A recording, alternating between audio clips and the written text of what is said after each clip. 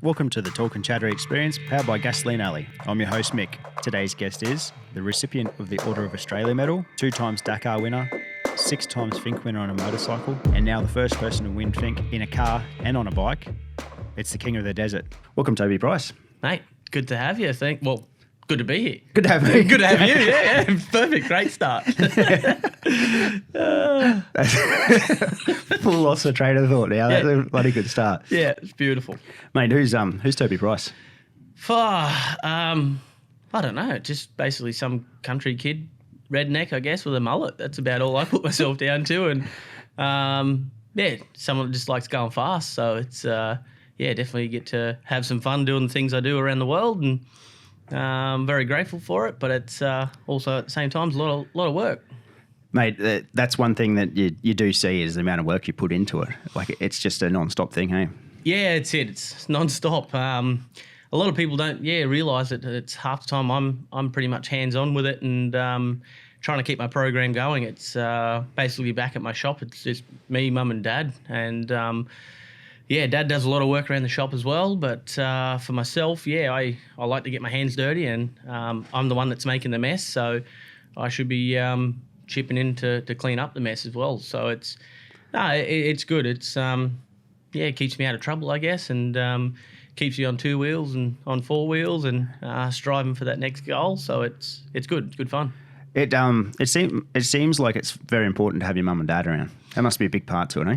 Yeah, for sure. Like having mum and dad around it. That's how it all started for me when I was a 4-year-old kid going to the races with mum and dad. So it's, the last couple of years is basically where I've been able to kind of bring them back into the Toby Price Motorsport program and have mum and dad around just doing odd jobs, mate. Like it takes a lot more pressure off my hands of worrying about trying to clean the shop up and keep all like the parts and everything in their separate places and where they need to go and dad's all up on scratch on that and dad's basically an all-rounder.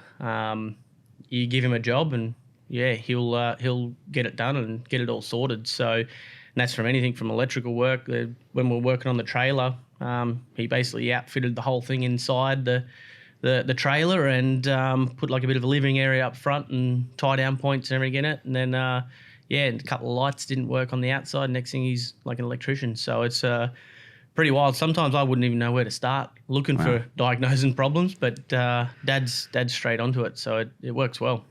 Yeah, it seems like he's like the perfect fit into like a race team. Like when we had Joe in here, can be across so many different puzzles, I guess, and put them together. Yeah, 100%. And that's, from the podcast we did with Joe a few weeks ago there. Joe was also a massive big part of my program, even though he does live in the States. I always call him for some guidance and make sure everything is all kind of good and where it needs to be. And Joe keeps us on the straight and narrow. And unfortunately, Joe's gone back to the States, so I'm feeling a little lost without him.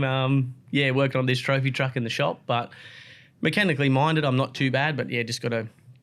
I'll probably just take my time a little bit more to make sure that I don't misplace something or put something out of place. But Joe, you give him a gearbox to rebuild and he'll rebuild it, and you give him an engine, he'll rebuild the thing if he has to, and shocks, he'll do the shocks. So it's it's hard to find the people that basically can be an all-rounder and do everything. Like it's most of the time nowadays, it's people specialise in certain areas and then that's where they're comfortable. They do an exceptional job at it, but you give them another job and they're in a completely different world and they don't want to try and touch it and be a part of it. So it's good. It's good that it's we've got a good program and good people in my corner, and that's it. Like it's without them people, I wouldn't succeed and be at the front of the pack of everything. So without them, I wouldn't be doing what I'm doing. I'm lucky enough to hang around you a bit and stuff. I see you as the fun guy at dinner and you're a laughing guy. When the helmet goes on, I haven't been there for this side of it. Yeah. Are you different? Because you're a winner. Like. Oh, yeah, for sure. I think not different as a person, but just once the helmet goes on, it's time for work. And it's, I'm determined and I don't like things beating me too much. And But you've got to have that. Yeah, dinner tables and stuff like that. Yeah, clown around and joke around and be an idiot. Good value. Yep. But yeah, like once the time for work kicks in, and yeah, it's all serious and it's all business, and we need to perform. We have so many sponsors on board that we need to represent and do well. So yeah, wherever you are, you just have to perform and do well and be good around everyone, and yeah, man, make things work. So it's a never ending process, really. So it's definitely difficult. One of the things you touched on before is, your program, and a supercar team has 17, 18 rounds a year, right? You race a couple, basically. Yep. That must be a hard thing because there's so much work in between too. Like, it's not like you just go back and just stop. Must be so much to do with that, eh? Oh, 100%. I'm super glad that we don't have 17 rounds that we have to go and race, because then, yeah, my program would have to be a lot stronger and have more crew and more people. But, yeah, for what we have at the moment and how many races we do on 2 wheels and 4 wheels, it keeps it quite pretty balanced. Like, I'm almost at that point where I could probably take on another person, and like having Joe here a couple of weeks ago, there is some thought process into maybe trying to get him here to Australia and basically helping me run my program a little bit, but then also, just kind of put the word out that that's kind of a direction I want to go. I want to try and build the sport a little bit, and I want everybody to rock up at races and have, perfectly prepped cars and things ready to go for an event and weekends. So, yeah, it's a thought that's in process to try and get Joe and his family here full time, and try and get some business for him to keep him sustainable and survive through here. But then also it kind of helps my program as well a little bit. So yeah, it's never ending, that's for sure. It just there's always something to do, and there's always something to improve, and we're like myself and our crew is never perfect, but we're always trying to strive for that perfect situation and perfect area where we need to be. So it's a good challenge. It's it's one thing just to see it all happening in action, and obviously the pack up before going to Finke and that, it was just like a whole lot of moving parts that were somewhat synchronicity. It was pretty good. Yeah, it went well. It all went well.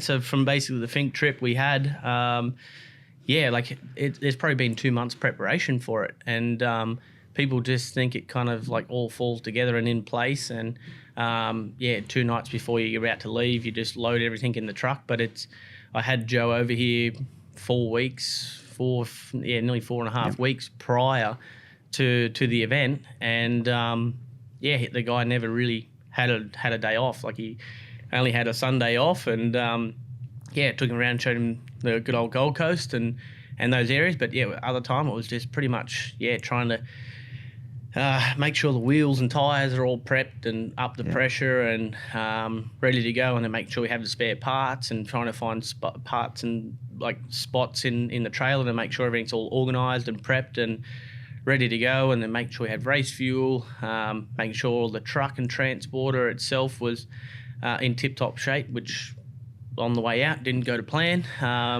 So it's just making sure you got spare tyres for the truck and spare tyres for the trailer, and spare filters, spare airlines.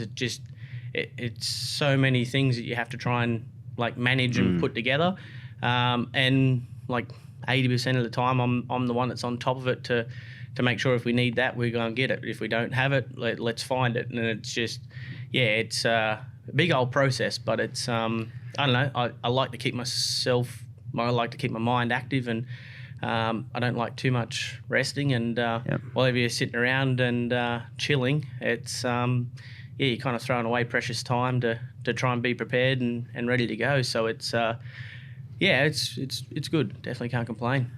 Let's touch on Finke, mate. Congratulations. Yes, thank you very King much. Of the desert. I was the first guy to have both trophies in 2 wheels and 4 wheels in its 45-year history. So race has been around a fair while, and unfortunately it was not the double that we normally always try and strive for and do it in the same weekend, but at least, we've kind of ticked, like, I guess about a half box, and we'll, basically I think already we're a week after the event, and plans are already starting to maybe get ready for next year already. So that's what I mean. There's never a rest day really. So it's good. We got the result we needed, and finally all those pieces of the puzzle came together. Let's talk about your journey out. How was it? Journey out was good. We started off well. First day was a good time, and that was like just that excitement and hype that everything's loaded, packed, and we're organised, and had no issues. We had a film crew following us for that first day, and just getting some like drone shots and bits and pieces just of that road trip to tell the story of it, how it all unfolds and how it goes, and all went really well. The first day we got pulled up to our camp spot and set up camp for our first night, and that's when you're like, it's all about to happen. It's coming around, it's around the corner, and we're excited for it. And day two, all kicked off really well, and then Dad come across the radio and was like, I've got to do my half-hour break for the logbooks and everything like that. And we're like, sweet, no worries. We'll pull up here at it's where the old Mick Dundee pub is. McKinley, that's it. Yep. We were not too far out of there, so we thought, we'll pull up there. We'll have a half-hour break, have a bit of lunch, and we'll have a look at the pub and have a bit of a laugh and joke around, and just capture more content. And the truck rolled in, went down through all the gears perfectly fine, no problem. Went to neutral, and then basically we sat there, we let it cool down for a bit, turned the truck off, had lunch. The pub was shut, so we're like, we've missed that. It's all good. We'll just keep moving along, and went to climb back in, and there the old the transmission wouldn't go into gear and wouldn't move, and we tried to tow it a little bit and trying to just thought it might have been in a lost little area, and nothing was going on. So we're like, damn, what's happening here right now? And it was throwing up an electrical fault, and we were just like, we'll just start looking at all the wiring. Maybe the cab's like crinked a wire somewhere, and we spent like an hour and a half looking at all the wiring, and nothing was going on. And then we climbed underneath, and there's like a little inspection plate underneath the gearbox there, and we undone the inspection plate, and next thing all these ball bearings just fall out on the ground, and we're like, well, that's a pretty weird electrical fault, but I'm glad we spent an hour and a half trying to just checking our wiring, and everything was all good. And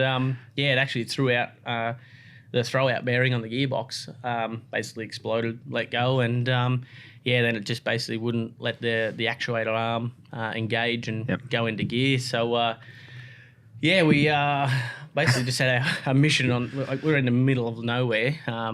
We're about I think it was 2.5 hours from like Mount Isa, and basically trip had only just started really. So I'm like, God, this is going to now eat into my time of testing the new truck, and because at this point I hadn't even had the new truck in the dirt. We'd only basically got it in our hands a week before we were going to leave, and we were just trying to release everything and get content out for the sponsors and get everyone excited for the new truck being at Mitsubishi. And it was just a bit of a chaotic time. So I luckily had some good friends, Colin Ross, who actually knew some companies out there, and they got some tow rigs in and loaded the truck up on the back of a flatbed, and then brought another truck to tow my trailer down through to another. Was it Cloncurry? Cloncurry, yeah. So we pulled up there, Fabro's diesel services, threw their hand up and said that they'd be happy to help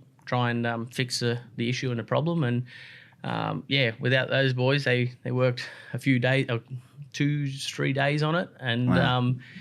Got it all kind of sorted and organised. And from there, once we got the Cloncurry, we dropped that off. And worst feeling is it's like, well, sorry, Dad, I've got a job to do. I've got to go and start pre-running and getting organised for the race. So sorry, but I'm going to leave you here with it and to deal with it. And whatever needs to be done, just do it and make sure it's ready to go for you to get driving and make it there safely. So we kept on the road and got into Alice, and we were there probably Thursday So we did Friday, Saturday, Sunday pre-running, and then Dad got in with the truck late Sunday afternoon. And so, yeah, they spent like a few days getting it all prepped and organised. But, yeah, the boys there at Fabro Diesel Services killed it, did a good job. And, yeah, we made it back home safely. So the thing's bulletproof and solid now. So hopefully it's good for another million Ks. Oh, mate. So did you get a chance before Prologue to really do any pre-running in the trophy truck? Honestly, before the Prologue, so we went out and tested on the Monday. Everything went extremely well in test. I was super happy with the truck. There's so many sensors on this new truck that we're monitoring: power steering temps, gearbox temps, engine, water, shock temperatures. This thing has got sensors all over it, everywhere. And if something starts getting too hot to where we set it on the Motec system, it'll give us our warning and say, hey, if the shocks are getting too hot, like you might have to just back it down a little bit and look after the thing and just let the shocks recover and come back. And so it's basically an off-road vehicle. It's not far off a Formula One car. And so the Monday's test went really well.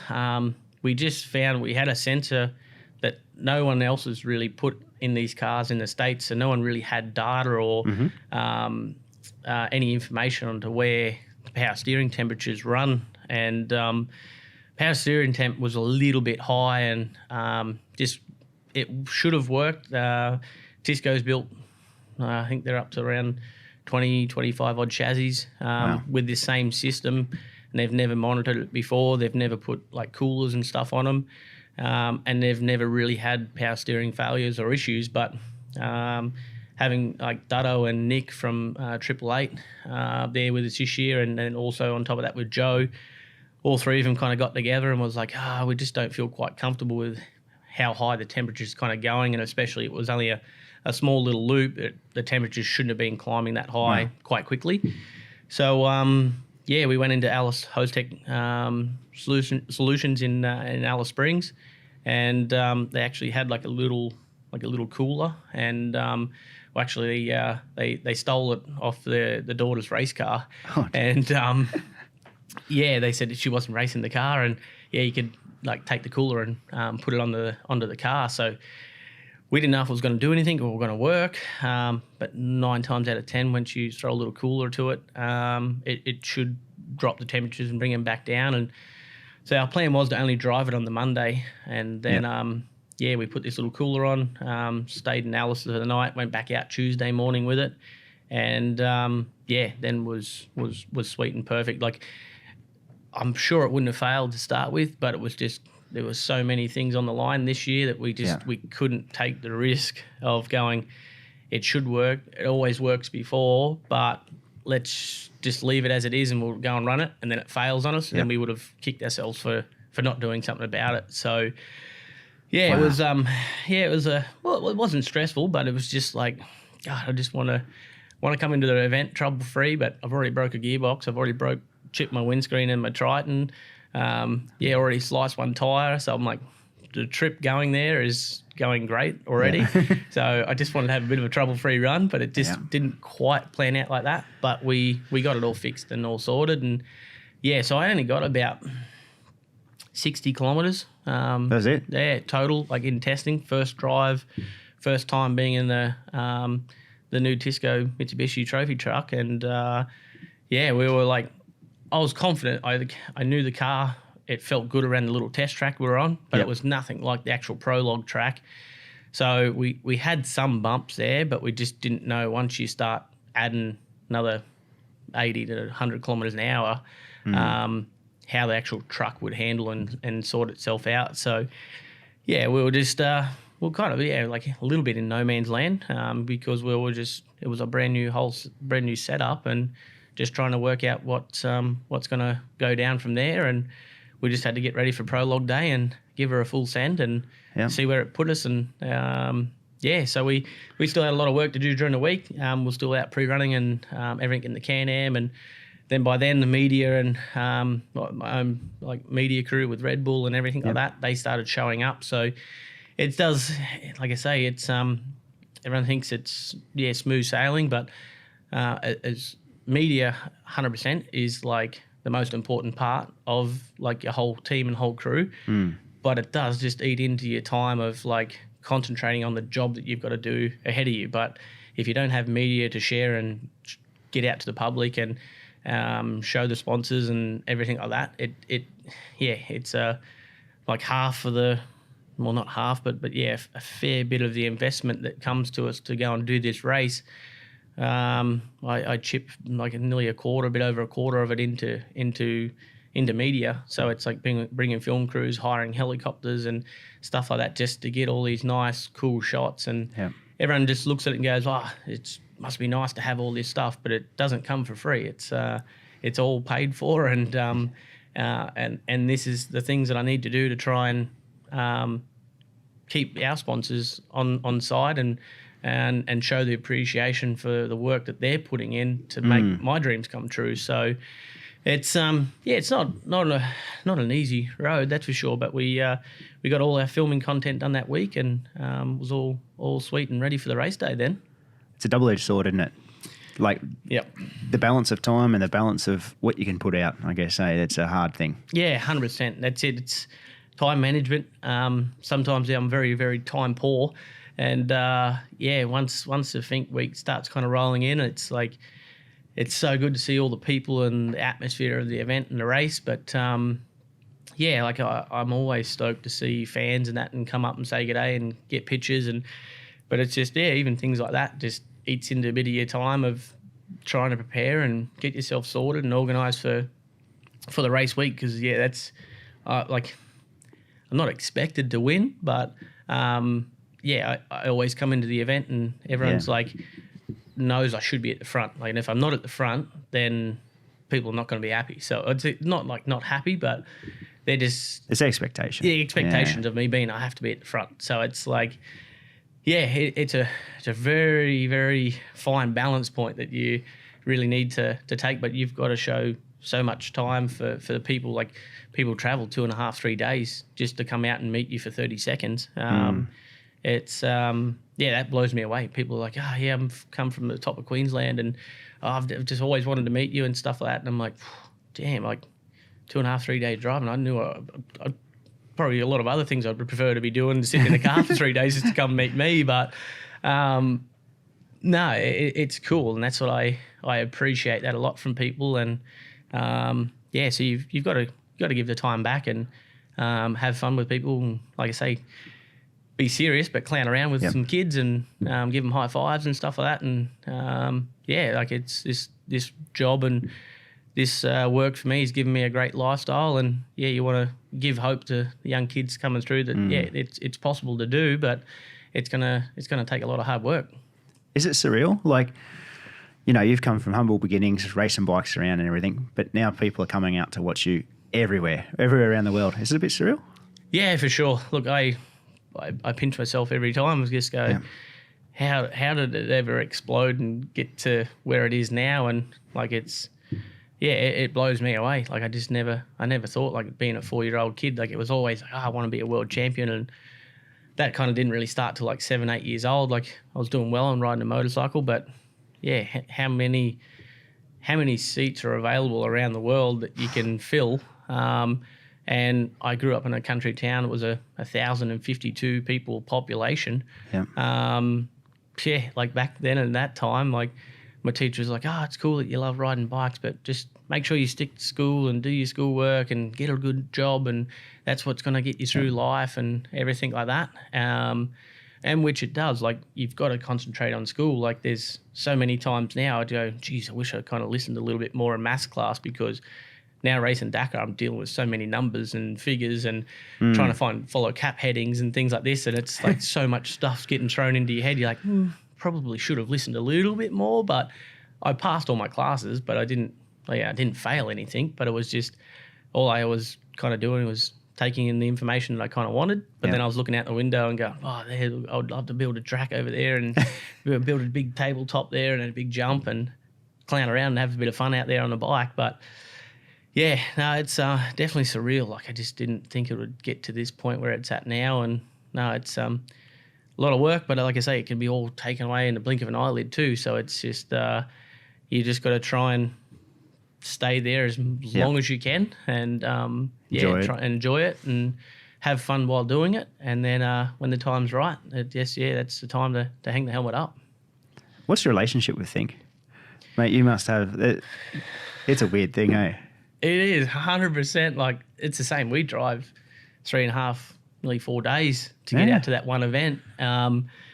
Like my road trip coming home with my mate Reggie, Ben Richards was 33 hours driving straight solid. Like, it was 36 hours total trip time. But making the wave great again. Yeah, making the wave great again, mate. So it's just, that's what I mean. You get so bored on that road trip going out there. You just coming up with crazy stuff like make the wave great again, and you just got to try and make it fun and enjoy it. And but yeah, I just, the atmosphere and the people that come out to the event and how excited they are, being in the red center and middle of nowhere, really, it just and I think then just the high speed just attracts me. Like, I think my day one run was, I think we averaged like 140 kilometers an hour, and that's like on dirt on some of the roughest beat up track you can think of. It was a fair bit smoother this year, so it was probably why the average speed climbed a little bit, but you get in some of them bumps and you're still doing 140 kilometers an hour over them. You appreciate these trucks so much more, and the bikes, what we can do on the bikes out there. Yeah. Half the time I'm only about 6-7 minutes slower on the bike to what I am on the trophy truck. So, yeah, when you look at it like that, it's pretty amazing, like the technology and everything these days, how far it's come. Yeah, considering like your first event out there, even on the bikes sort of thing, the bikes are so much better over the last 10 years. Yeah. 10 years. So. Yep. No, it's since 2010. Yep. That was my first run out there. Was like, at that point, like we could only do like a day's riding and basically have to rebuild an engine. Like, it was, we just couldn't keep pistons up to doing like 2 runs. Like, you do a run to Finke, run to back to Alice, and you'd be spending like the next 5-6 hours in the workshop changing a top end and fix everything all up. The time. Yeah, all the time. Like, from like in 2010, we couldn't get things to really survive and get down through Finke. So on actual race day, we would do our hard run down on day one, and then that night, like, the mechanics were up inside the truck and doing a top end rebuild, and then bring the motor back down, put it back in the frame to do day 2 to go home. So we guaranteed we'd pretty much make it home. So whereas now, like, everyone's starting to understand the race more, and KTM's put a lot of effort and a lot of work into that race. Like the KTM 500, I think last time when I rode out there, I'd had about 49 hours on a bike that we hadn't touched. So basically just normal basic service, changing oil, changing filters and keeping all that stuff up. But I couldn't kill the thing. And it's like, it's like I say, in that short span of basically 7-8 years of me riding the bike there, the technology just got so much better. And then to now be playing in this trophy truck, it's another world that makes my mind even explode. So it's pretty crazy. Why 4 wheels? Like, when did you have the realization that you wanted to do 4 wheels? I think it was that first year in 2010. Oh, really? At Finke. Yeah. So before then, like, well, my dad used to race Class 5 in the Australian Off-Road Championship. Mm-hmm. They had an old international Scout. I think it had an old Cleveland V8 engine in it that they kind of mid-mounted a little bit and done all the work on the farm. And factory Scout. She's a factory Scout, that one. So it actually still to this day, that car is still racing and running. Yeah, it still goes to the racetrack. And I can't think of the guy's name that's bought it, but he's he re-engineered a few things in it, but that actual original cab of that truck is still out there racing and going now. So it's pretty cool to see. So my dad used to race off-road, and that's like with my uncle. My uncle used to, Jeff Barnes, he used to drive, and my dad used to navvy. And then, they won a Class 5 Australian Championship. I think it was like would have been 89, 90 or something like that. And then, being on the farm, I just started riding two wheels because I couldn't reach the pedals and couldn't steer and drive at 2.5, 3 years of age. So the next thing was like, put me on a bike, and that all kind of took off and started going well. And then when at 4, I did my first race, I won, and then went to my second race, won there, and then it just basically started to grow and take off. So my dad and my uncle sold the race truck, and then basically we as a family, all my cousins, we used to go to the events together. Yep. And so they kind of got rid of the race truck for us to go and race and have fun for like family weekends away. So it's always been there. The four-wheel stuff is always. Dad's still got pictures of him and my uncle racing and in the workshop, and so I've always been looking at it. But just two wheels is where I went, and that's how it went for us. But 2010 when I went to Finke, I hadn't really been around like the car racing stuff until then. Yeah, and ran Finke the first time. And then got to see like the trophy trucks and the buggies and just go, wow, what the hell is this? This is like, God, I wish my bike handled that good through the bumps. Like, what can I do to get my bike to handle that good? And then I think it was like a year or two later, actually Billy Geddes kind of broke my, I don't know, I would say broke my heart and put me into the trophy truck and sat in there.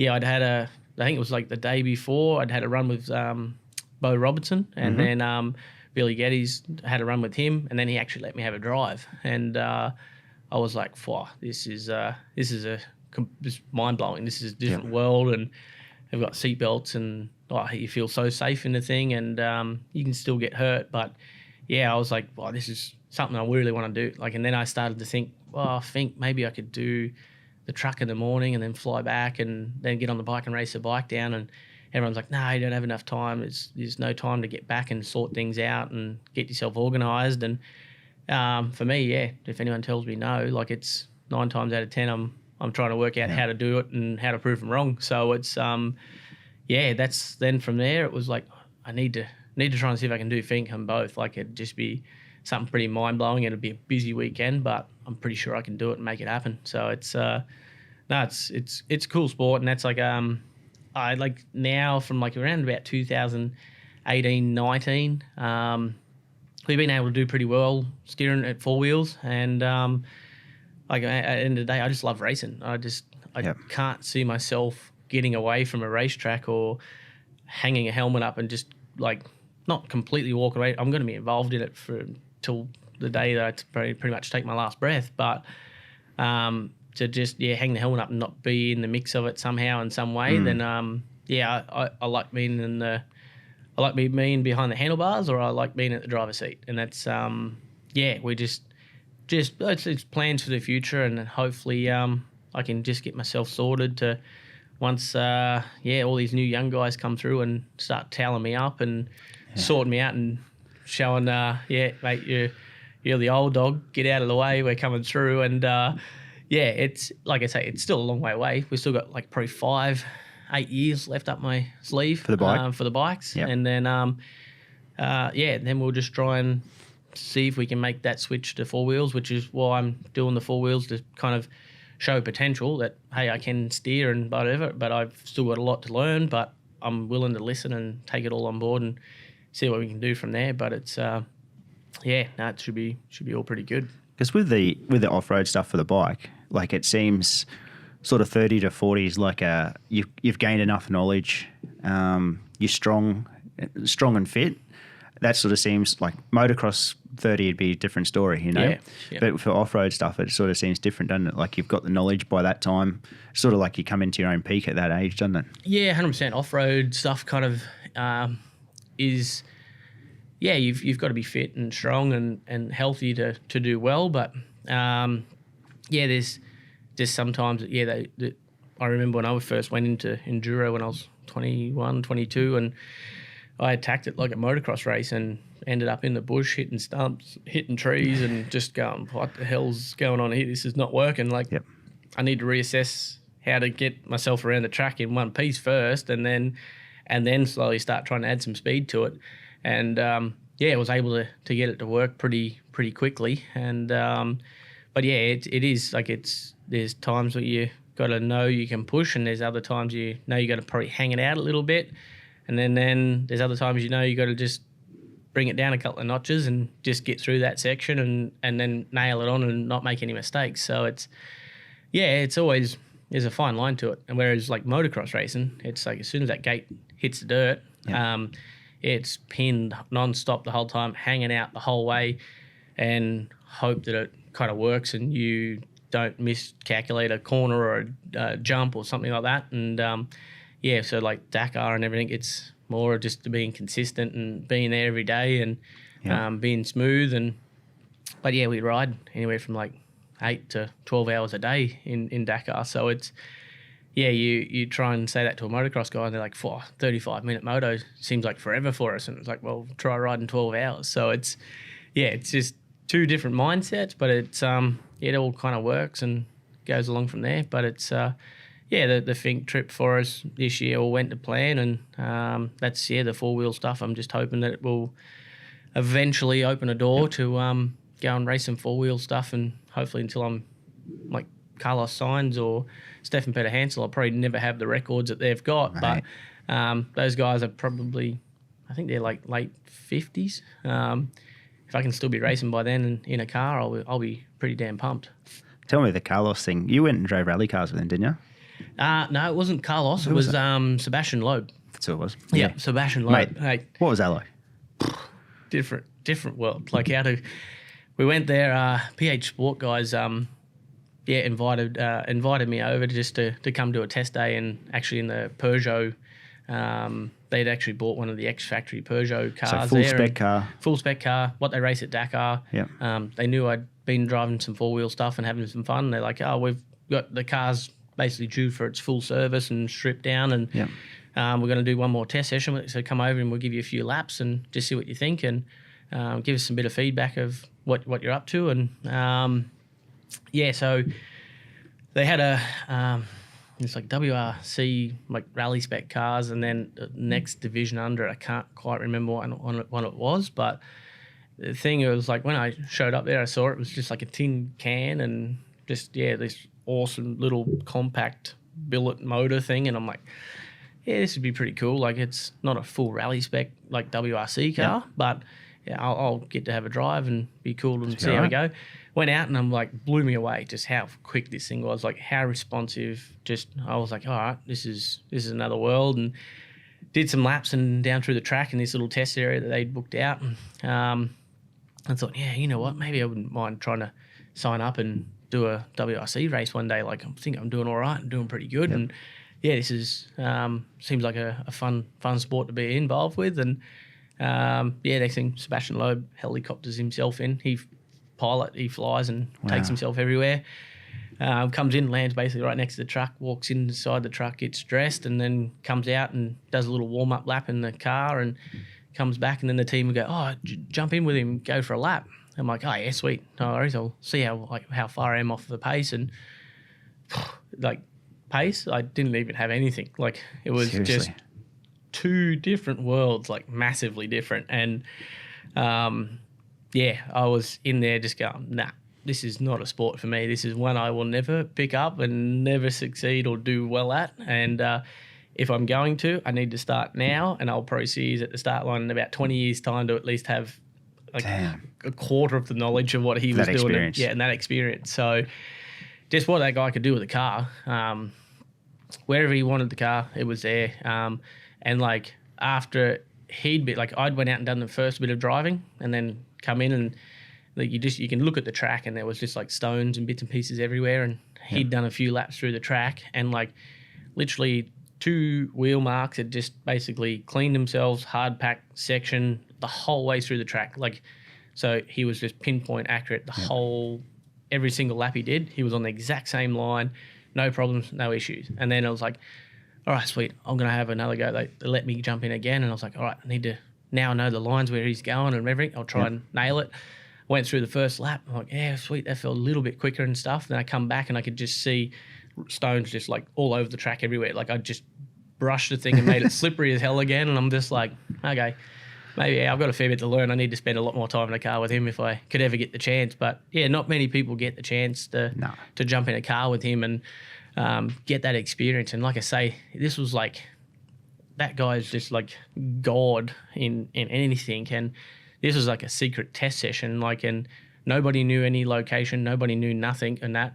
And we're out in the middle of nowhere trying to get a test in. And then next thing, somehow the whole country found out where he was testing, and people were rocking up everywhere just to take photos and watch him drive the car and stuff like that. And it's everyone was like, oh, we didn't tell anybody where we were at. We didn't know, didn't give any information out, but people still just find the guy. And then it's, so that was a pretty cool experience to see. And yeah, he climbs out and got a couple of pictures with him, and me and Mio were playing around in a couple other cars, and then playing in the Peugeot car, and then he goes in the truck, gets undressed, climbs out, and goes jumps in the helicopter and flies home. So it's just that's killing it life right there. So it's cool, but it's I'm sure same thing. He's worked extremely hard for it too, and it's it hasn't all been handed to him, and it's cool to see how guys like that operate. And that's half the time it's, for me,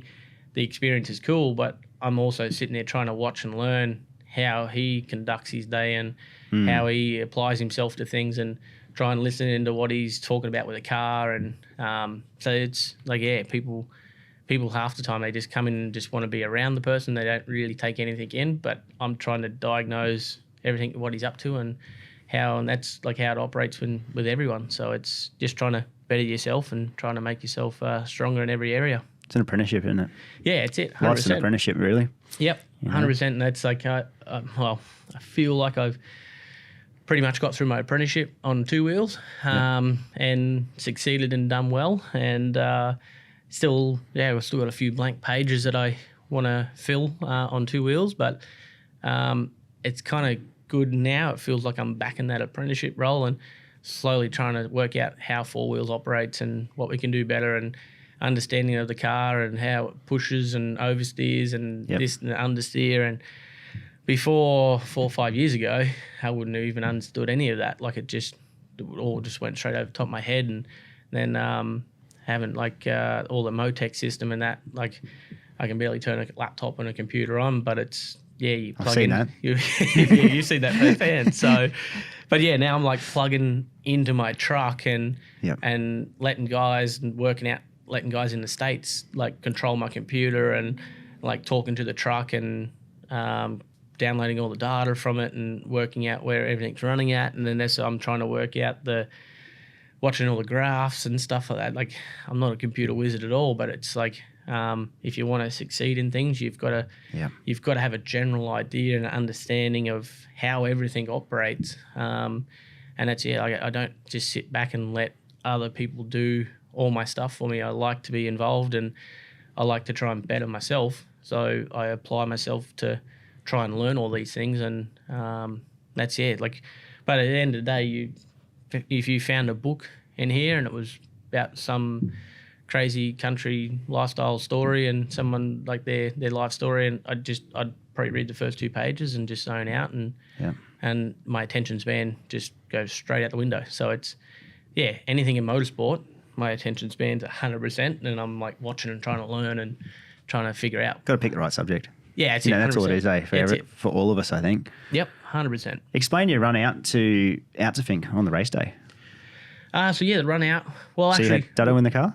So we had Dutto in the car for day one, but the Saturday we had the Prologue. So we'll start there and then go into day one. But Prologue, like I say, we because I hadn't had much time in the car and driving and understanding of it, Dutto was going to run with me in the Prologue, but I was like, Joe's been in the sport for 15, 20 odd years. So I'll throw him in the car with me for Prologue, because then if we do feel like we hit some whoops or something and the car's not quite settled or planted properly, Joe will know the exact area to go to and what tube to play with on the rear end or the front, and stiffer or slow the rebound down or anything like that. So we made that bit of a last call. the night before, we'll throw Joe in, and our sighting lap, like I say, you can't really do much. There's 150 odd cars on the track all at the same time, so it's just a major big dust bowl of nothing. And so just trying to get a bit of a gap so that I could actually get up on top of some whoops and feel how the car would handle and roll and get across things. And we actually felt like the car was pretty decent. Like we had a confidence in the setup we had. So then the prologue then kicked off at 10:45 Saturday morning for us, and we were the first of the class 4s to take off. And it was nerve-wracking because I'm like, this is where you basically have to give 100%. Like if you give it 101 and you creep over that line, it can bite you and bring you unstuck. So, but you have to leave it all on track because at that race it's so important to be at least in that top 2, top 3. Yep. So I'm like, I've only got like 60 Ks under my belt in this truck. I'm pretty certain I know how it's going to react and control itself, but really I'm kind of flying a little blind. But we just need to give it hell and see where it puts us. And we got going around the track, and straight away I just could feel the truck would steer, and anywhere where I wanted to put the truck, it was like it felt nearly like that WRC car. And wow. I was like, I think we should be all pretty good. And we had 37-inch tyres on it, so to try and stop some roll and just make it a bit more planted and like a go-kart. And coming down into the last straight, there was like this basically a big line of set of whoops, and that was about the only place I was like, I don't know how the truck's going to sit at full speed.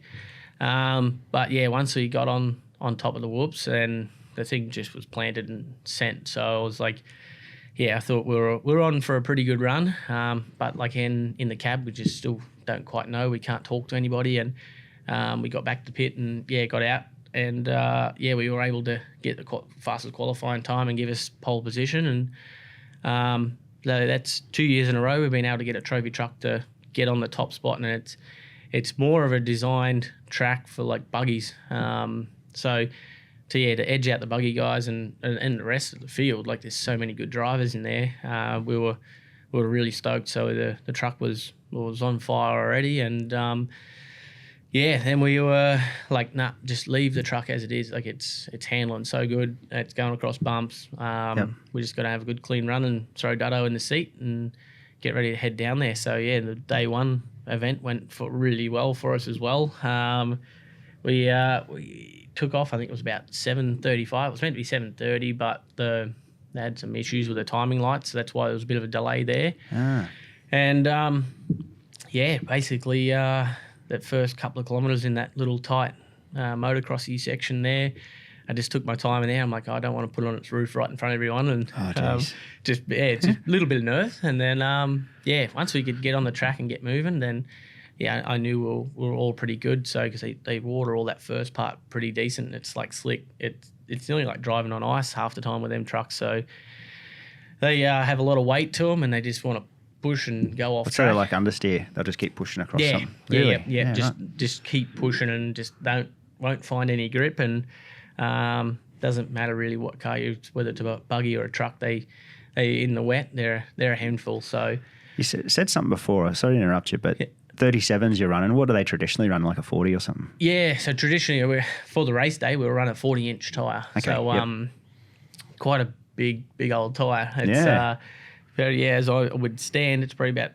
up to my waist, a bit over my waist. So it just a 37 just helps just to liven the engine up a little bit. Yep. It probably drops about 6-7 kilos roughly per corner. Wow. In weight from the tyre size and everything. So it just livens the truck up a bit more and makes it more of a not as much sidewall, so it doesn't like bite and grab and like try and hike the truck and everything. Kicking it, so keep kicking it up and hiking it onto two wheels and bicycling. So it's just little bits and pieces like with Joe, his experience he brings to the table. And now that I've learnt that from him, then it's there in the back of my mind. I already know that's what we've got to do for things. But before, when I started it, I wouldn't have had any idea at all. So it's Just chuck on fresh tyres and let's do this. Yeah, just put fresh tyres on it. What's happening? And then tyre pressures, I don't know. Just throw anything in it. Like as long as they match, it's all good. I don't care. So 32 all round. Yeah, 32 all round, that'll do. So, but yeah, his experience that gets it all kind of sorted for us. So honestly, the run down, and I wouldn't say it was boring, but it was just like the first 70 Ks was quite smooth. And just, wide open, full gas. And, it was unreal to be wide open my new truck and just actually put it under its paces and what it can do. And then, we got about 90 Ks in. It was all still going really nice, smooth, easy. And then from about 120, 110, 120 mark onwards, it starts to get pretty rough and pretty beat up. So, it's... just another world. Like, it's just crazy, mind-blowing at how big these holes are, and you just look at them going, it can't do it, and you're like, you can't back off. Then you just keep your foot into it, and you don't even feel it. You're just like, what was I so worried about? Like, just, okay, cool, let's just keep going. And, I think Dutto did an amazing job. Like, he's an engineer for 888, and pretty stoked that old... Roland Dane let him leave the shop there for a few days and trusted me with his life in my hands. So it wouldn't have been a great phone call to ring up and say, oh, hey, I'm kind of scared old Dutto and he doesn't want to come back and do anything anymore. And cancel Darwin. Yeah, cancel Darwin. Like, you can't go to Darwin now. Yep. So he did a good job. I think he enjoyed the experience to it, and he's around motorsport, so it didn't like lose his mind and blow him away and get out looking like a ghost. But he was pretty shocked at the abuse that they go through and how much torture they put up with. And he was, but big things of the program. He was down the other end on the Motec system and just checking everything and making sure everything was running fine the whole way through the race. And it was a good, smooth, good, clean run. So I think we did what was it now? Hour and 39 minutes and 14 or 15 seconds or something. So that was for 230 kilometres. Jeez, that's fast. It's fast. That's it's pretty damn crazy how fast that is over a rough, beat up, sandy track. That was a new record set to go down for Fink. And I set the record 2 years ago at an hour and 44 minutes. So it was just a good, smooth, clean run, no offs anywhere, tyres and everything held up. And like I say, when you can keep it on the track and not go bush and through sticks and that, like the BF tyres are an amazing tyre and they held up to the job. And then as did everything else in the truck. And we then, basically, so we left at like 7:35 in the morning, and then it was like by a bit after 9 o'clock, we were down the other end. So race is done. Race is done. So I was like, right now it's just prepping and getting organised for the return trip on day 2. And so it's a busy time. Like, once you get down the other end, it's not just sit around and relax and drink some waters and hang out and drink some Red Bulls and everything.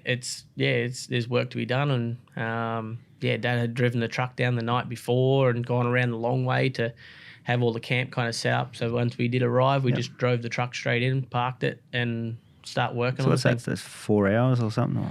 I think it's about like 5.5 hours. 5.5 hours. To go around the outside. The long way. Yep. The long way. Yep. So that's what I say. Dad's like a big part of the program inside the shop. Then he's my main man to drive all the things around and orchestrate the chaos and the mess, really.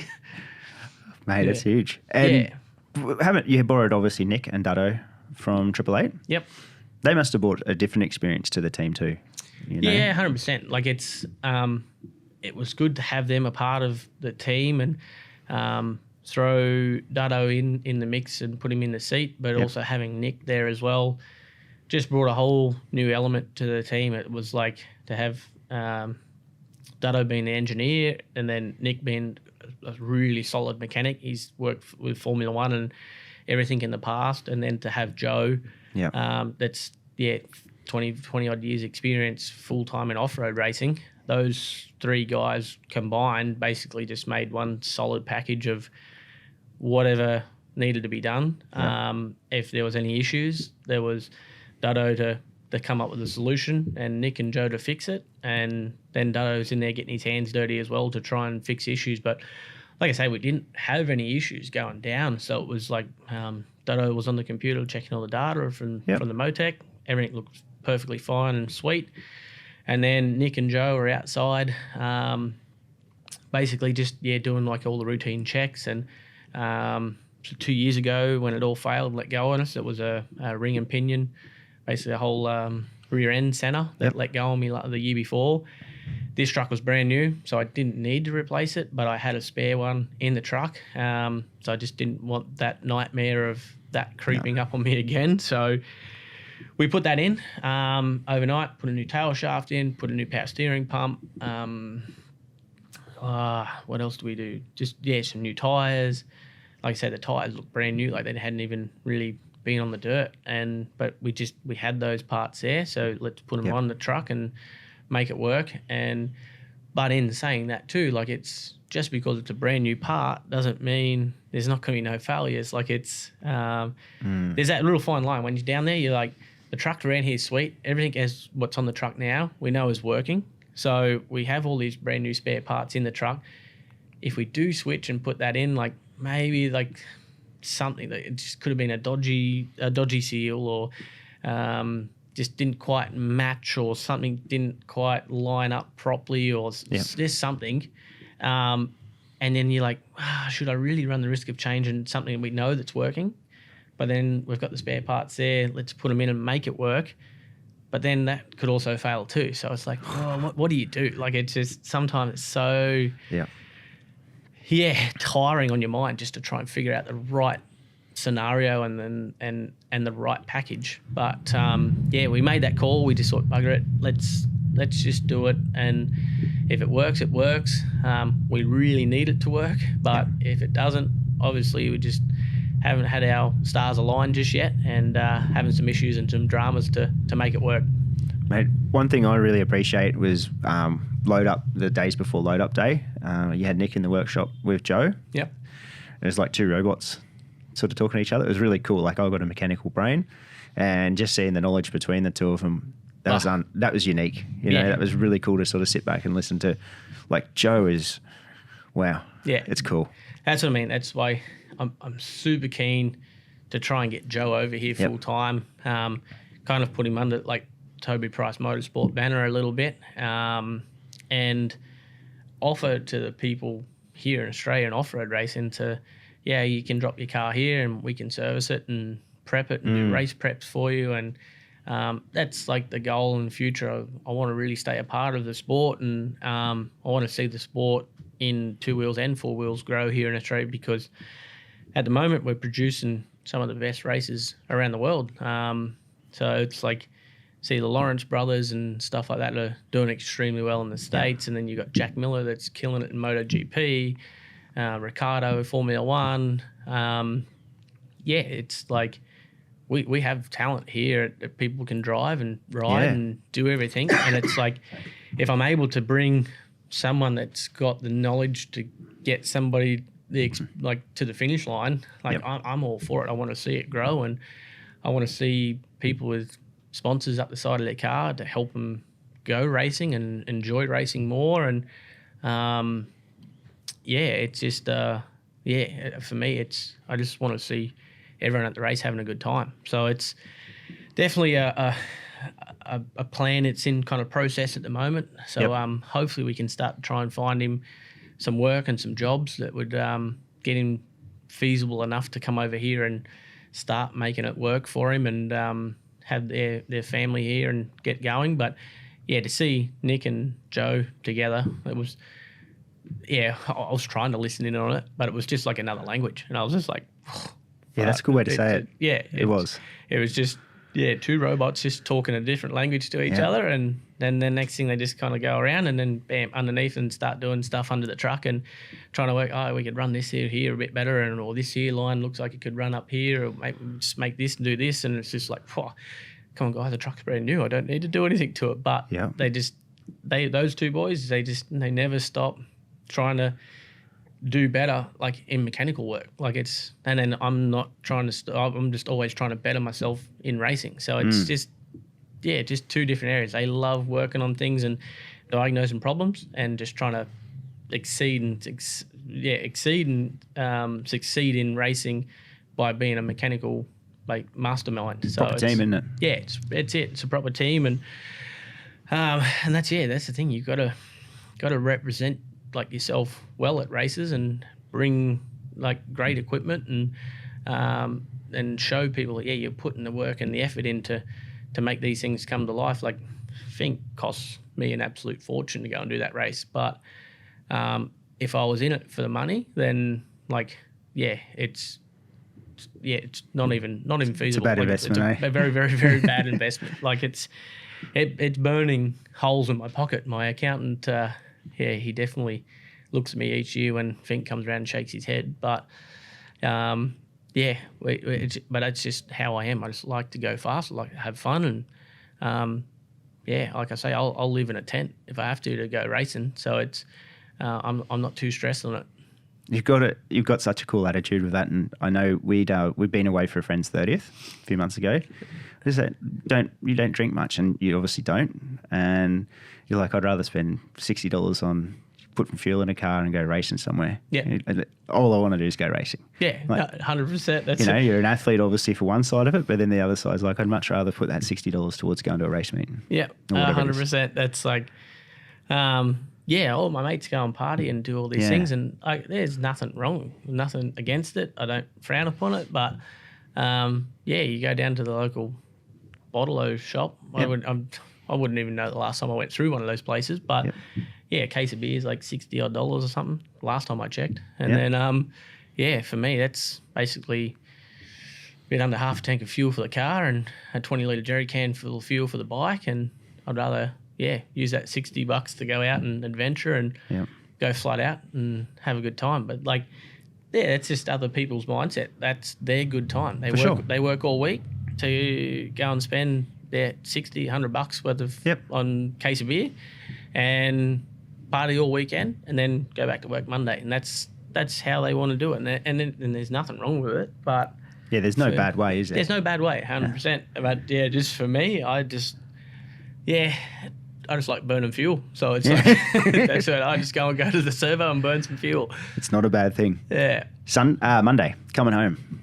Obviously, truck's prepped. You ready to go back to Alice? Yep. How was that? Yeah, so Sunday went really well. So Monday for us, we got everything all prepped from the Sunday's drive. Monday we basically then were, we had to manage the drive home. And the last 3-4 attempts with it just day 2 has been treacherous to us and painful.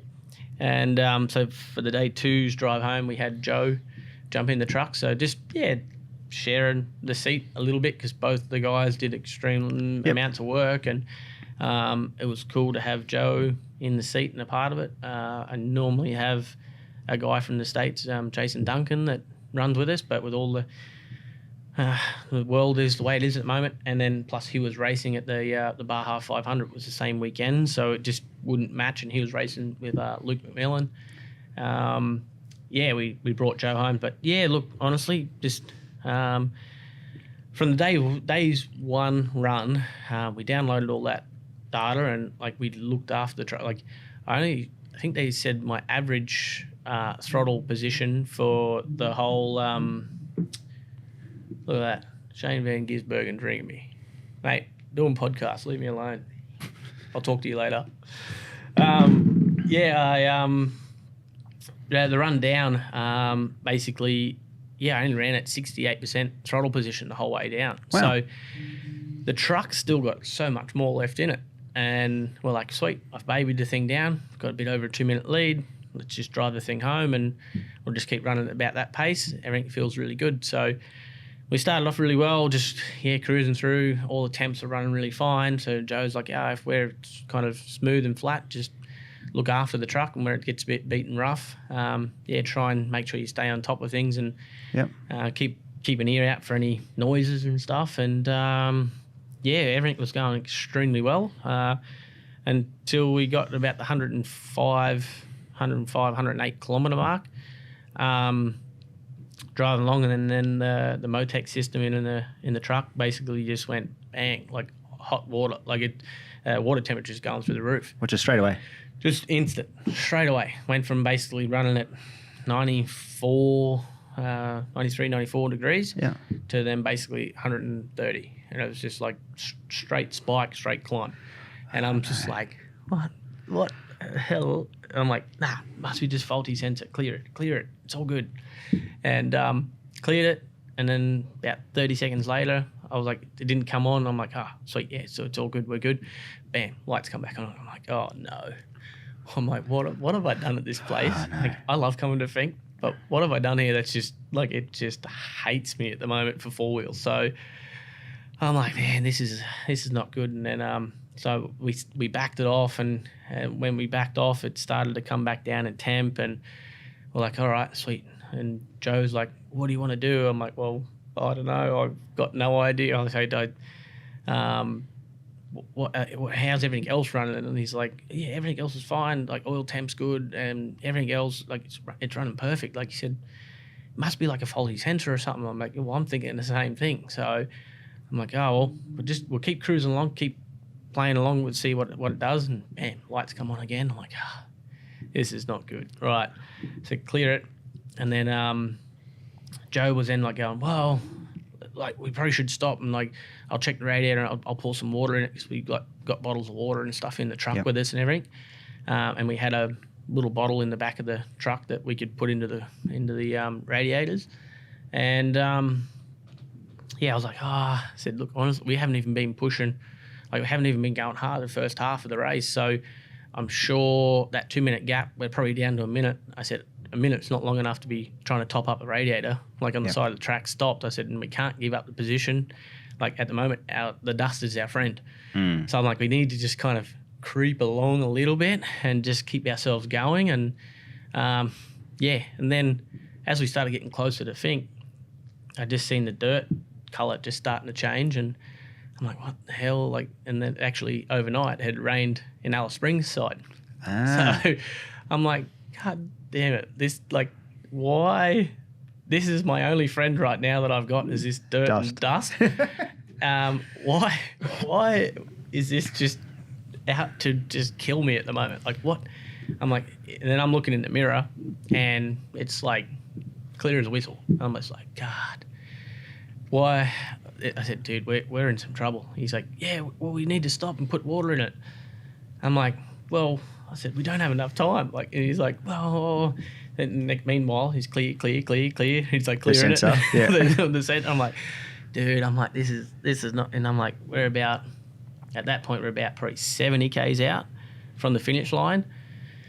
And I'm like, dude, I said, we've just got to try and keep cruising along. And I said, I know the guys behind us are going to be catching us, but let's just wait till, I said, it's going to be an asshole and a shit move to pull, which is what we call jackrabbiting. So it's like where someone, like, it would come up on behind you, and then they tap you and they nerf you and say, get out of the way because you're going at a slower pace. And I said, we've just got to baby the truck as much as we can, just like look after it and not flog the hell out of it.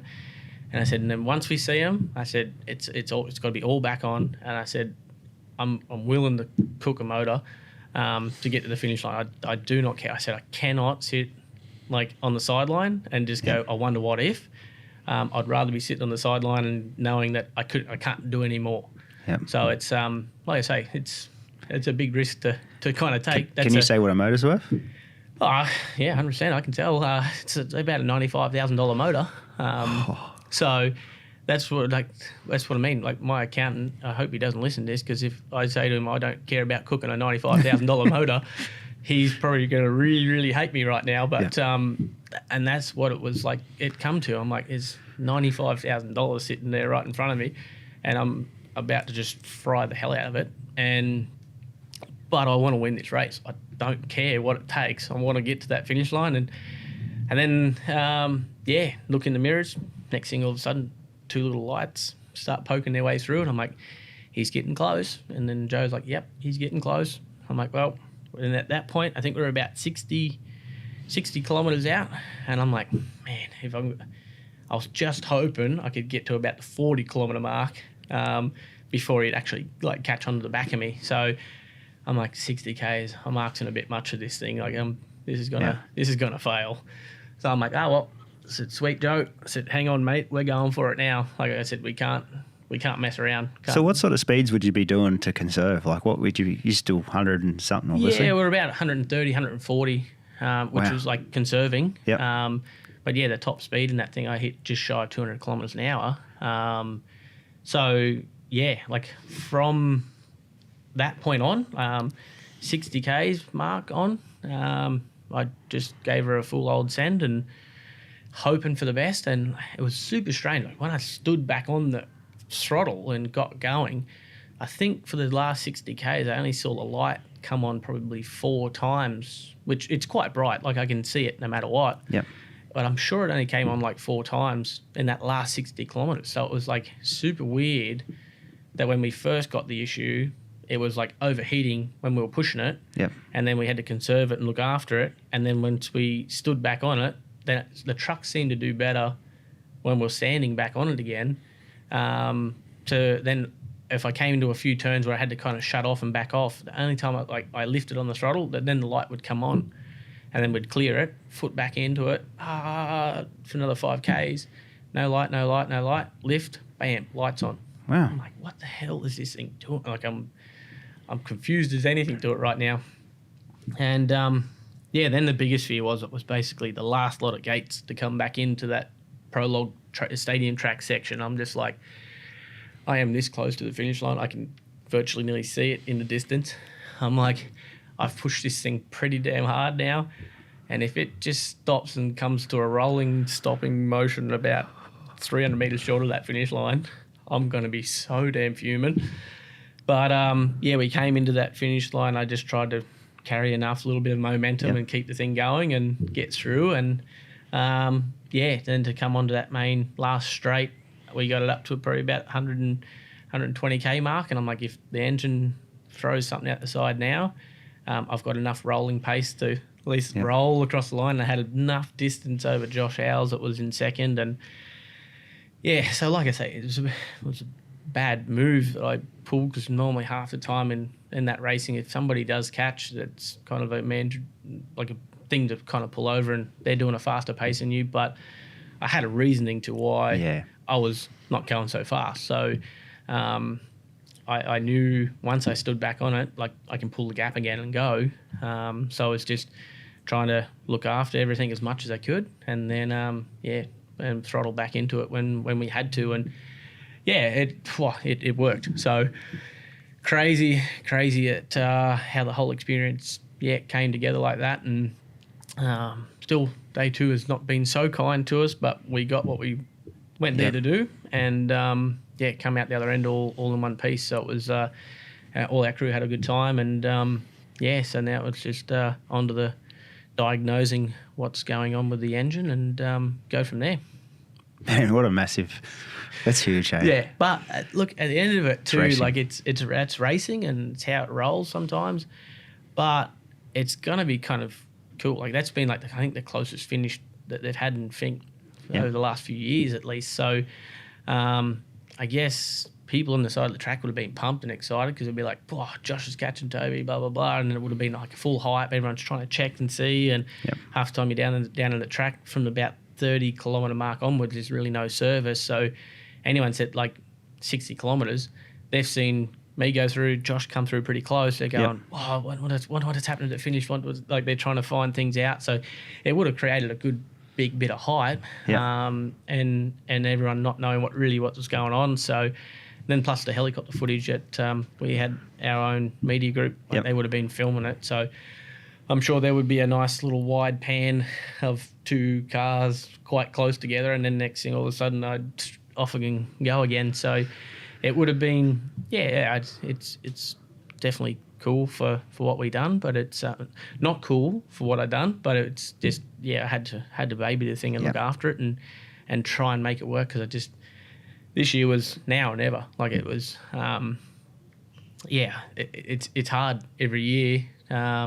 We've found it harder each year for the last 3 years, 4 years that we've failed and not crossed the finish line to go ring a sponsor and say, hey, mate, we're going back to Finke again. Like, it would be cool to have you on board. And, like, if we rang them this year and said, hey, we're, 40K short of the finish line and truck broke again, I'm sure next year's phone call would have been like, hey, look, we're keen to jump on board, and the motivation is not quite there. So whereas now, like, we've been able to make it work, like, next year should be a little easier. Like, the phone calls to the sponsors and that will be, sweet, let's go again. Like, it was cool, exciting, it was great to be a part of, and let's go again. So it's, the results, you're only as good as your last race. And my last 3-4 races out there have not been good. So haven't been kind, have they? Have not been kind. So we're lucky to be able to actually get one done and, get our name on that trophy. Congrats, hey. Yeah. That's huge. What was it like crossing the line? You must have been just tired.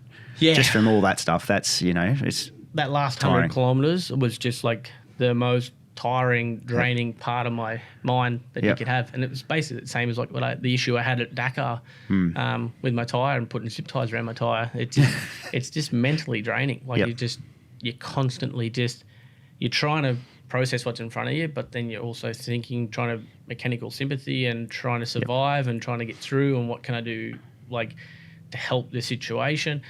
You then you've thrown another 25 scenarios like onto your brain to then still try and process things at 130, 40 Ks an hour. Like it's just, it was, once I crossed that finish line, I think I almost, smashed the dash out of my truck, like smacking the thing, and so excited and pumped and over the moon. And it was just good to see all the crew and everyone back there, and we finally were able to get it done. So it's over the moon and pumped. How's it rate? Like you've done some pretty cool stuff. How does that rate as a win? Oh, it's one of the ones up there. Like it's you can't judge things, but you can't judge. That's it. Like each race has their special like place and loved winning in those areas. And Dakar being one of them, Finke being another. The Baja 1000, we've been able to finish second there in a trophy truck with Nasser and Jesse Jones. So there's so many events and stuff I've done. It's been pretty cool, but it was just, like I say, from 2010 when I first went to Finke on 2 wheels, I won there straight away. And then I was like, oh, well, sweet. No, this is like awesome event. Love being a part of it. And then that very first time I tried the trophy truck racing, I think it was 2016. I finished second outright and first in class in trophy truck class 4. And I was like, this is easy. Like, that was my first race ever. I only drove a truck like 2 days ago and finished second. So, wow, this would be a walk in the park. And then to come back the following year and just day 2 kicked us in the backside. The following year, day 2 kicked us in the backside.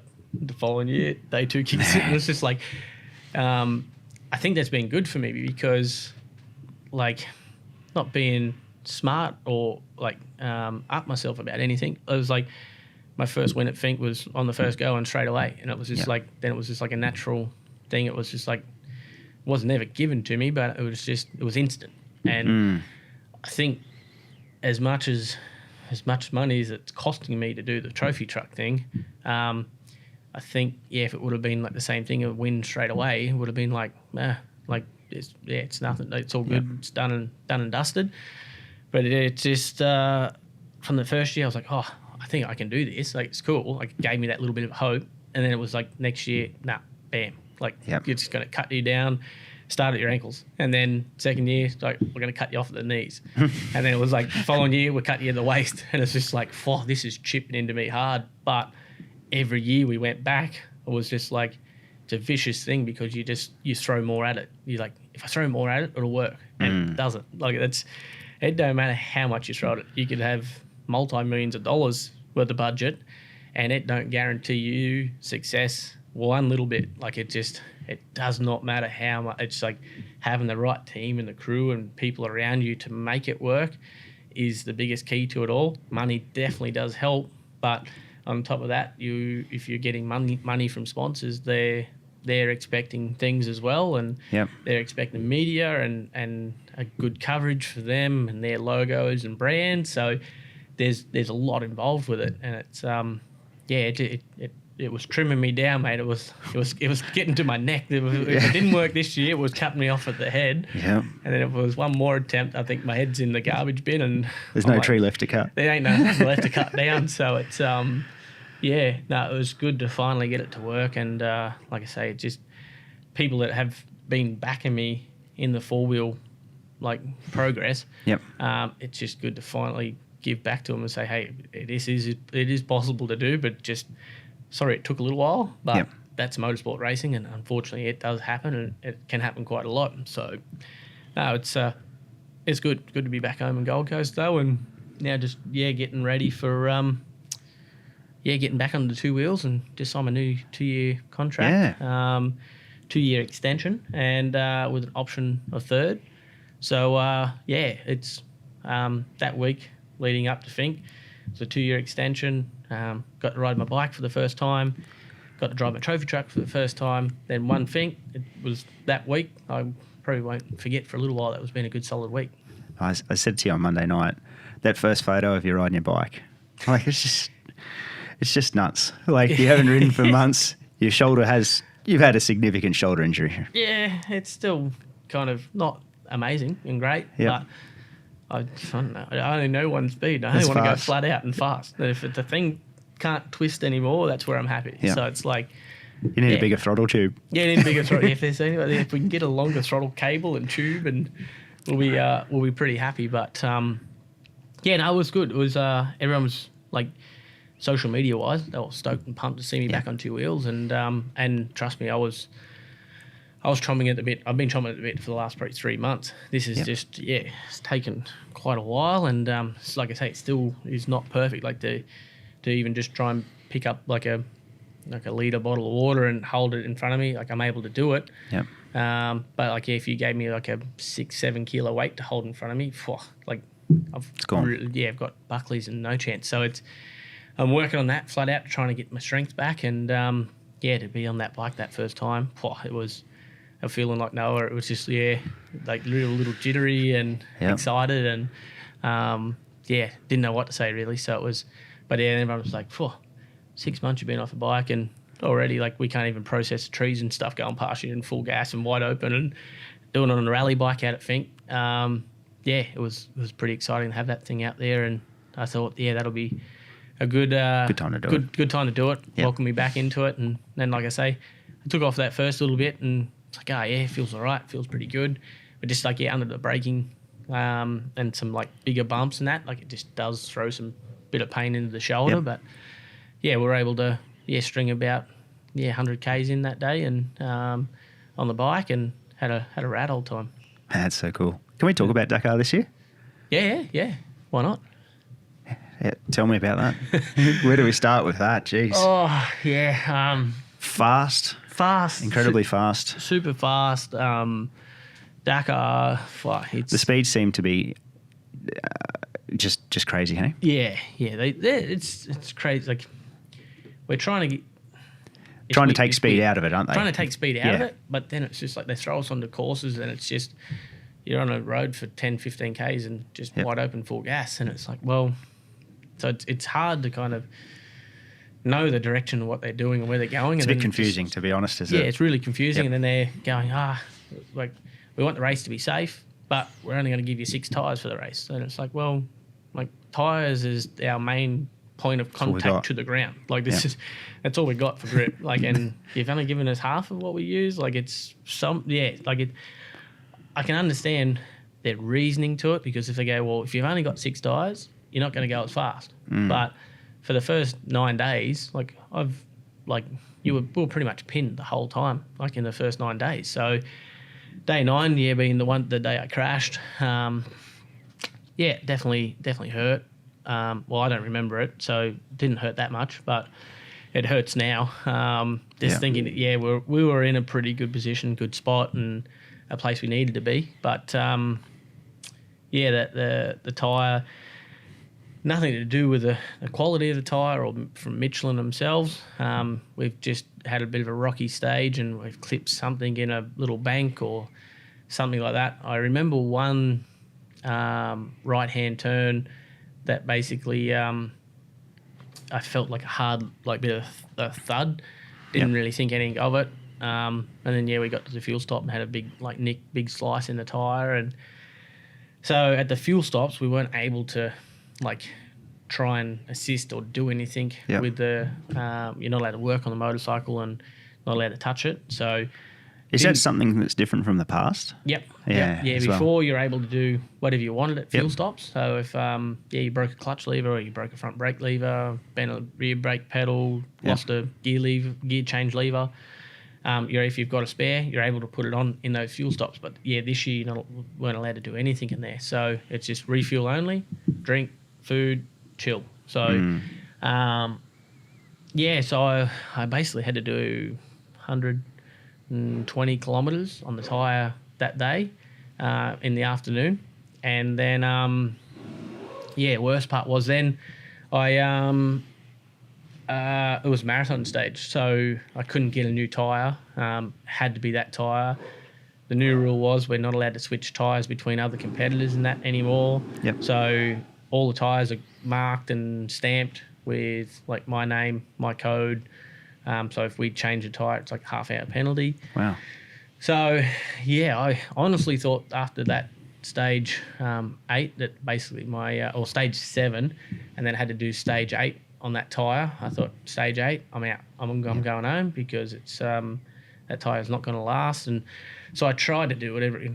This old bush mechanic thing is just taken off massively now, and it's real pretty cool. I'm still getting tagged in so much stuff like from people all around the world, just fixing things the most dodgiest ways. And I'm like, please don't hurt yourselves doing all this stuff. Like, I don't care about my life too much, but I don't want you hurting yourself and calling me back up and saying, well, it worked for you, but it didn't work for me. What the hell? Like, so.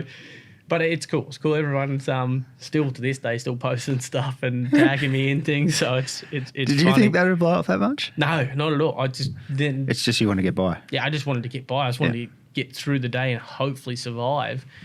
And like my thought was like maybe I'd wrap wire around the tire all the way through and then like tie it off and knot it and stuff. But then I was like, if the wire cuts and then it then starts flicking up and like slice me open in the back or puts a hole in my fuel tank, like there's a risk there. And I'm like, the only thing I can really kind of do is try and put some tape over the hole and stop dirt from going in there and breaking my mousse and the bib down. And then just like wrap heaps of zip ties around it and get everything sorted and try and hold it together. So I knew they weren't going to last the whole day, but I was like, if I can at least get it to last for 150 kilometres. The next day was like a 600 kilometre stage. So on total, I think I did like 705 kilometres like on that tyre that was nicked and cut. And it held together somehow, mysteriously, miraculously, everything. I thanked all my lucky stars. I think I used all my luck up in that one day. And then, the bad news of day 9, ending up on my head and then destroying all my shoulder. So, the first initial reports that everyone was saying, like, I don't remember being on the ground there and seeing the boys that were pulling up for me and nothing. I can't recall that. I was, first bit I kind of remember was they were dragging me out of the helicopter and they had like that soft little bed stretcher thing that like kind of wraps you around and holds you. And the worst part was you're laying down, it was all pretty good. And then when they pick up the sides and all the sidewall, it would then like crush me up like this in my shoulders. And I'm just like, stop this, no, give me some pain relief, stop. And then hand me the whistle.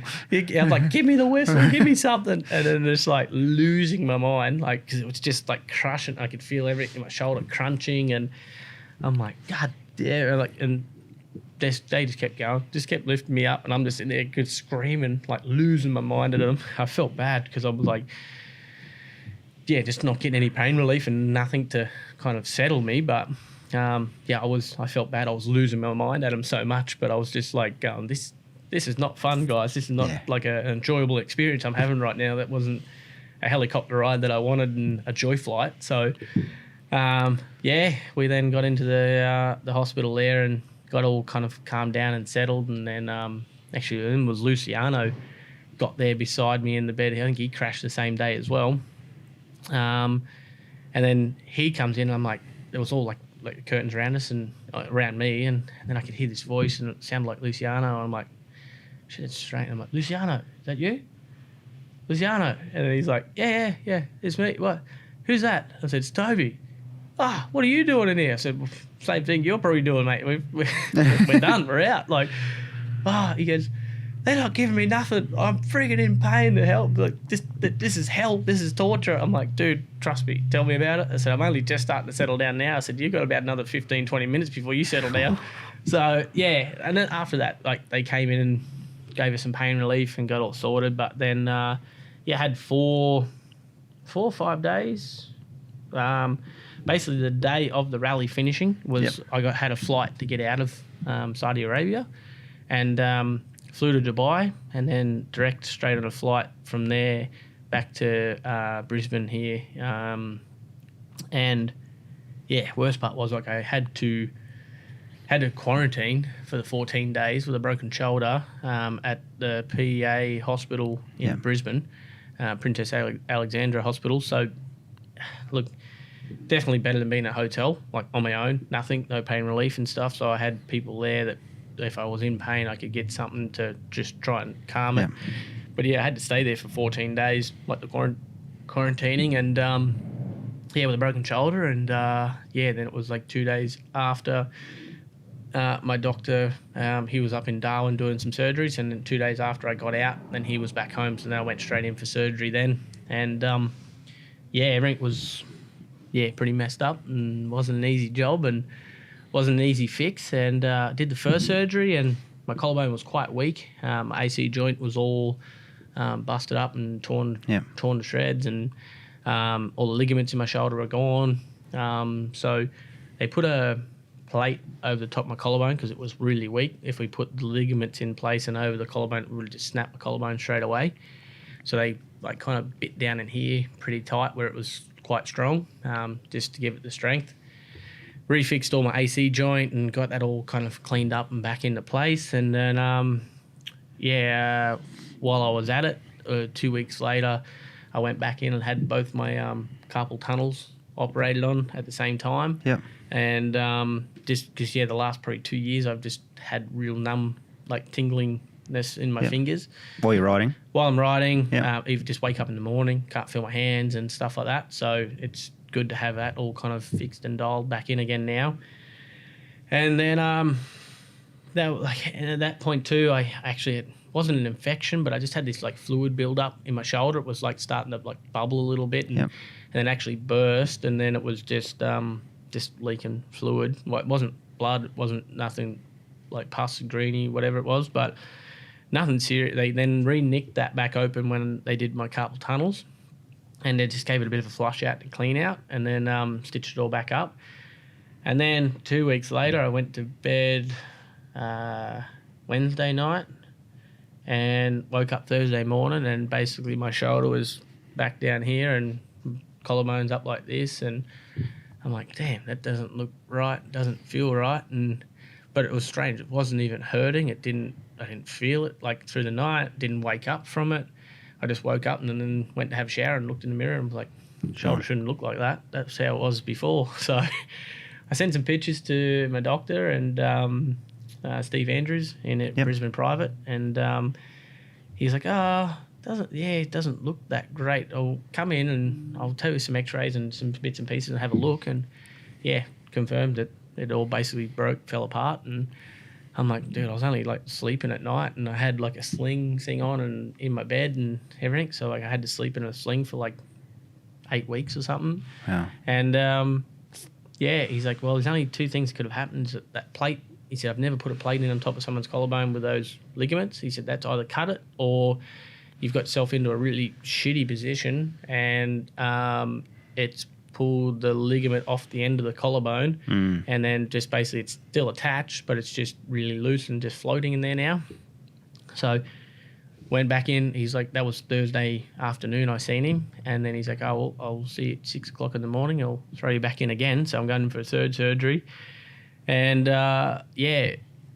he opened it back up, and it confirmed that little plate that was in there and holding all the collarbone for the strength just basically sawed through the ligaments and mate, it all fall apart again. Like it's just annoying. I lost like that 14 days there, and then I lost basically the 4 weeks. You lost about 6 weeks. So lost a lot of time there, and that's why it's just taken so long to get myself sorted. And only just about in the last month and a half is where I started to feel normal again. And it was just like the small goals and achievements. It was like I couldn't even lift my arm up like above my chest, and then it was like then I could reach the bottom of my jaw, and then it was like then when I had a shower I could actually reach my head and start to dry my hair, and I'm like, it's just like small baby steps of just, but each like week that went by was like a new challenge. I was like, all right, sweet, now I need to reach the top of my head, and then we got to that, and I'm like, all right, sweet, now I need to try and get my hand above my head. So it's just been like a non-stop thing. But like in the trophy truck, it was all good. On the bike, it's still a little bit uncomfortable, but we'll hopefully in another month's time, then we'll be all good to go. So we'll head overseas pretty soon and get ourselves organised and sorted for January again. We like I say, we need to get that Dakar one back in our hands. It's definitely getting a little bit annoying, but all good. That stuff looked like whippersnipper cable, didn't it? Yeah, it's like the ligaments, like ligament. Like whippersnipper cable type thing, like real thin. Like it's Steve gave it to me, and it's like it's really soft, and like you could roll it up in like nearly like a little ball. Wow. Then you just pull it out and stretch it and try and break it and stuff. Like you can't do anything with it. Like it's super. And then Steve said, "Well, I've never had one of these break ever on me." So he said, "I don't know what's going on. Like, what have you been doing?" I said, "Nothing." I said, "I've been in the sling the whole time, abiding by everything." I said, "Because I want to start riding ASAP." So it's super strange. I've done hundreds of these surgeries, never had one break. Everyone that I've done walks out of it happy as Larry, perfect, strong, healthy, good to go. Yep. And 4 weeks it took me to break it. So I was like, what did I do? Like, what did I do wrong? What was the wrong thing? What was the wrong thing? But no, it was just because of that plate, and that's kind of glad it's happened at home. And that's I'm glad it happened at home. I'm glad it happened so quick. Yeah. Because if it happened like 2 months down the track, then would have thrown away a lot more time. So it was it was only 4 weeks, and we could get onto it pretty quick. And here in Australia, and can't complain. It was around family, and it's good. Mate, do you get the time ever to sit down and be, you signed up for Rebel KTM 2015? Around then, yeah. 2015, and then was 2016 was my first like win with the factory Rebel team. KTM team, yeah. Do you get the time to sit down and be proud of it? Yeah, for sure. I don't know. I don't really think about it too much. Like all I'm ever thinking of is just the next. What's the next thing? I want to win the next event. I want to do this, or I want to do that. But there is some like time that you will sit there and go, damn, I've done this, I've done that, and won bike at Finke 6 times. I've now won in the truck and won 2 Dakars, won a few 4 days, won 5-6 Australian off-road championships, won a enduro cross championship, second in Baja in the trophy trucks. When you sit there and think of it all like that and reflect on it, driven a rally car with Sebastian Loeb. Yeah, driven a car with Sebastian Loeb. All this stuff, Basically gave old Ricardo a hug on the bloody Melbourne start line. Done the opening lap of Melbourne Formula One for recognition for Dakar in 2019, and just like all little things like that. You just like they're cool things to do, but when you're just so busy, you just kind of gets shuffled away. And then once you do sit there, you need to do it too. Like you need to reflect and look back and stuff and go, I've done some pretty cool things. And whether I walk away now or I walk away in 30, 40 years time, like no matter what, I think I'm going to hang my helmet up happy.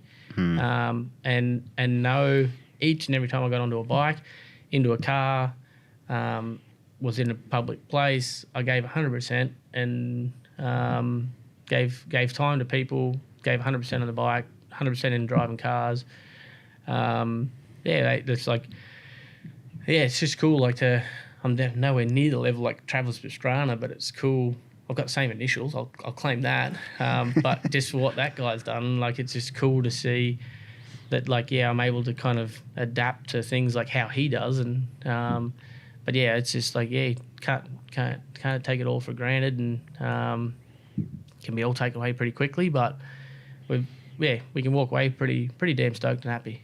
So what do you do now? Work on bike fitness for the next whatever time? You've got Ironman this weekend?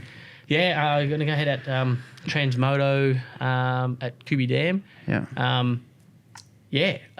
I've only ridden a bike once since January, and I'm going to jump in the 8-hour Transmoto Ironman class, and I need to beat myself back into shape. And that's I've been doing training and strength training and stuff like to try and get my shoulder back up to strength, but not any really like cardio fitness or endurance fitness or anything. So what better way than 8 hours of just belting yourself into the ground? So I don't know. You just there's other people that do it. Like it's not like it's impossible and no one else is signed up for the class, but it's bloody hard. Yeah. And like I say, I've had one ride on the bike and done 100 kilometres since January. So it's just time, and it's just going to be a good event. Go and have some fun, hang out with some people and crew, and like I say, I can go out and do 2 laps and come in and sit and chill for an hour or hang out for half hour and go out and do another couple of laps, and then go, all right, need to try and see if I can do a 2-hour ride and just keep riding for 2 hours and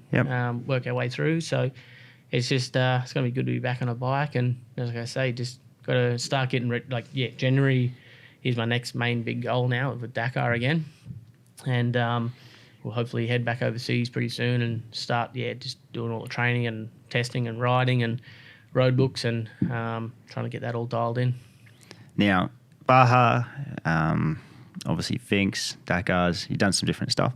Is there anything else on like the list of stuff that you want to do, whether it be in the truck or anything? Is there anything really that you look at and go, oh, I'd like to do this in whatever? I don't know, go like Pikes Peak. Really? That wouldn't be too bad. Like it's tarmac, but I've always watched like Pikes Peak like races and stuff like that. Looks like a pretty cool, fun event. You're on edge if you mess up there. It's high risk.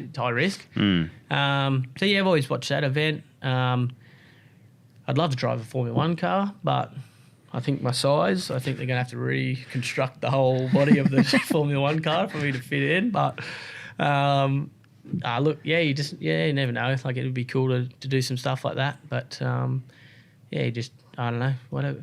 Mate, honestly, I think if anyone rang me next week and said, "Oh, do you want to come to a rodeo and do some jumps or something there?" I'd probably be keen for it. And if it's then someone that goes, "Oh, you want to come to the Goodwood Festival and drive a car there," mate, sign me up. I'll be on the plane next week. So it's like, I don't know. I just everything that comes at us, I just grab it with both hands, and if it fits with my schedule and nothing clashes, then we grab it with both hands and run with it and have a go. But there's a lot of cool events out there for sure that I'd love to do some more of and see how we go. Mate, we'll wrap it up pretty much there. Yeah, epic. Congrats on the OAM as well, Order of Australia medal.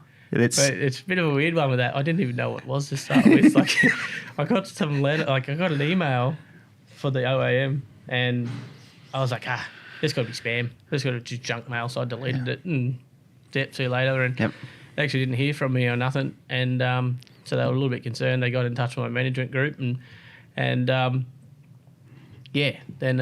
they reached out to me and said, "Hey, you've won an OAM award." Like, I'm like, "Oh, right, yeah." What? And then they forwarded me the letter and everything. And I said, "Oh, damn, I saw that a couple of weeks ago and thought it was just spam." I deleted it. So it's no way in the world someone like me would win something like that. Like I said, it was too good to be true. And they were just laughing. And I said, "Well, what is it?" I didn't even sounds bad, like I know, but it's the truth. I just didn't quite know that was even like something that was up for grabs especially for a guy that just rides a dirt bike. Like and has a mullet. So to go in a government house with a mullet was a bit of a strange feeling. But you greeted quite well too, hey? Yeah. No, it was pretty damn crazy. Like it was. I was like, well, what does the award get you? They said, well, you get like this key to the city, or it's like pretty much you're getting like a key to the country. Like you've served Australia quite well in your chosen sport and blah blah blah. And I'm like, wow, that's cool. Sweet. When do I go and see them and hang out and whatever? And yeah, it was. Oh, dude, it's so strange. But yeah, I'm definitely appreciative now that I know. I've read up all about it, and yeah, it does mean a lot for sure. So it was. But yeah, I mean, I'm never going to sign my name with OAM at the bottom of it. But maybe if there's like a first class ticket or something that needs to be, might be able to get something. Hopefully, might be able to slide that in there and might help me with an upgrade. But no, we'll have to put shoes on though. Yeah, I know. The old pluggers won't do the trick. So that's the thing. I had to dress up a little bit, and I still copped a little bit of flack with that. Like, really, I was just like, I had a nice little bit of a button-up shirt and jeans and nice shoes, and actually, I think I had joggers on actually. So I don't. Maybe I look back now and go, didn't really dress up too well for that, but that's you're yourself, mate. That's just me, and that's authentic. Myself, and it was like, I'm not gonna. Like, I got the award for being me and what I do, and I'm not going to go and spend, or not going to go and get a $3,000 suit that's just not me and doesn't look like me. So, as nice it is to dress up, but I thought a bit of a button-up shirt and a pair of nice jeans was dressing up for me, because I'm normally in work pants and shorts and pair of pluggers and, cruising around, but no, it was good. People like you for you are. End of the day, if they don't. Hopefully. Mate, very cool. Well, let's wrap it up. Yep. Congrats on everything. And thanks so much for coming in.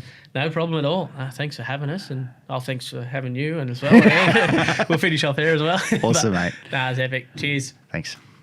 That's all we have time for on today's show. Big thank you to Toby for being so generous with his time. If you get the time, head over to iTunes and give us a rating and a review. So once again, thanks for listening, and we'll catch you next week with another show.